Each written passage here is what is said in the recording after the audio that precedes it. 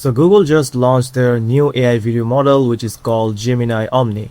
Now you can use this model right in your Gemini application, and in this video I'm going to show you how you can use it on your Gemini app to create AI videos like this, as you can see, which has more world-based knowledge. As also you can use this for video editing with your uploading your own video and then make a video out of it. So I'm just going to show you how to use it on your app. So if I go to my Gemini web-based app and go to the left section of open sidebar, you can see there's an option of videos.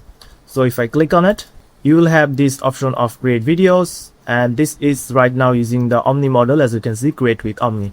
Now here's the important information that you cannot use Google Omni model. You have to get a paid plans to use this model because it's not available on free version. So if you want to create video right here, you can use this template here, or you can just give a prompt. Also you can upload your image from your PC or your phone, and this is the aspect ratio. We can choose this 2 aspect ratio right now.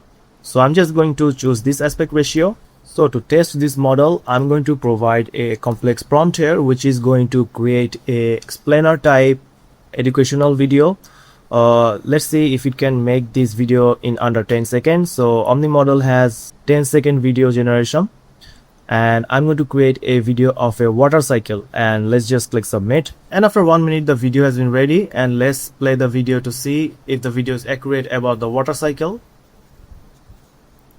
First, the sun heats the ocean, causing evaporation.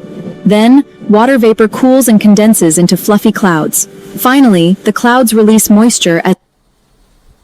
So as you can see, as the video is just long enough to create 10 seconds. So if I just give another prompt, I can create a full explainer video using this Omni model. You can see the text and the explaining style is all perfect in this video. So that's it guys, this is the video that I want to share with you, how you can use the latest Omni model in Gemini application. So if you found this video helpful, please subscribe, and thank you for watching.